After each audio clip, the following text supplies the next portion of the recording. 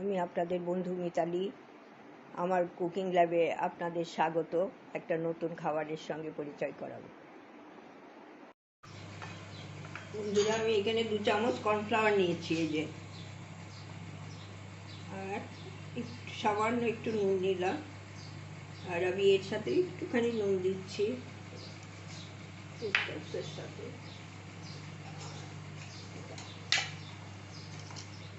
এটার মধ্যেও একটু গোলমরিচ দিয়ে মিশিয়ে নিচ্ছি। একটু গোলমরিচ দিয়ে এখন এটা আমি মিশিয়ে নেব ভালো করে।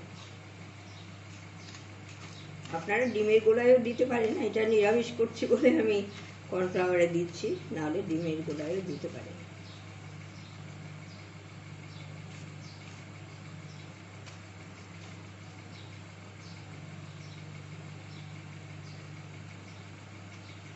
এটা মিশিয়ে নিয়েছি, আর এইটুকু ফ্লাওয়ারটা একটু মিশিয়ে অল্প জল দিয়ে, আমি অল্পই করবো সেই জন্য অল্প নিলাম।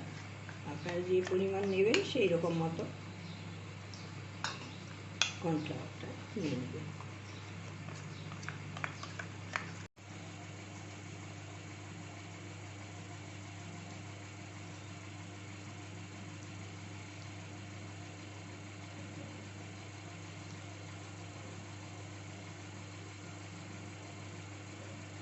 বন্ধুরা, আমি এই পুরটা থেকে কিছুটা নিয়ে একটু চেপে চেপে নিচ্ছি প্রথমে, তারপরে একটু চ্যাপটা করে দিচ্ছি।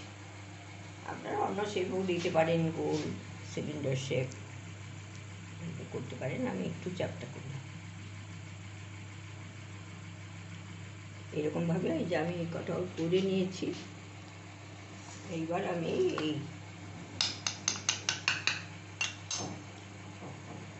কর্নফ্লাওয়ারের মধ্যে ডুবিয়ে দেবো। কর্নফ্লাওয়ার যে গুলে রেখেছি সেটা ডুবিয়ে এই ব্রেড ক্রাম্বসের উপর দিয়ে দিচ্ছি।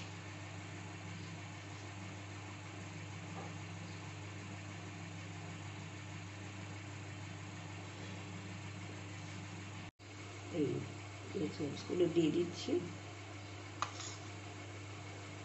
আপনার ডাবল কোটিংও করতে পারেন, সিঙ্গেলও করতে পারেন।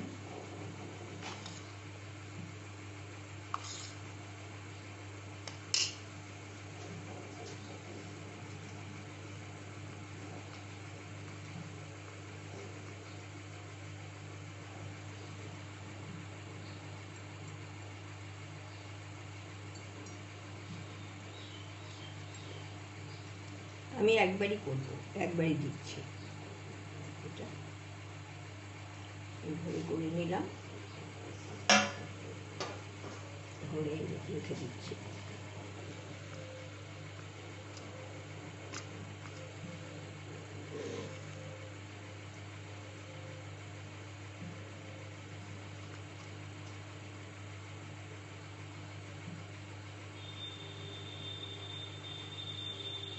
এইভাবে আমি সবগুলো করে নেব।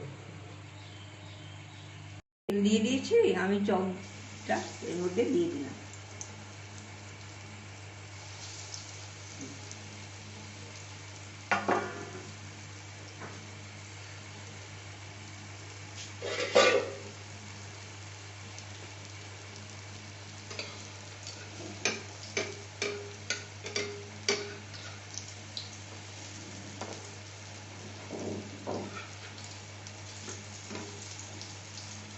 এটা এরকম ভাজা হয়ে গেছে, এরকম লাল করে ভেজে আমি তুলে নেব সবগুলো, তারপরে আপনাদের কাছে ফিরে আসছি। বন্ধুরা, আপনাদের কাছে এই ভেজিটেবল চপ নিয়ে সার্ভ করে দিলাম। ভাজা হয়ে গেছে, তার সাথে একটু স্যালাড দিয়েছি, সস দিয়েছি, মাস্টার্ড সসও আপনারা খেতে পারেন, এর সাথে ভালোই লাগে। দেখবেন এটা করে, নিরামিষ দিনেও খেতে পারবেন, চায়ের সাথে তো খুবই ভালো। বাচ্চাদেরও খাওয়াতে পারবেন, ওরা তো ভেজিটেবল খেতে চায় না অনেক সময়। এইরকমভাবে তৈরি করে দিলে ওরা খাবে।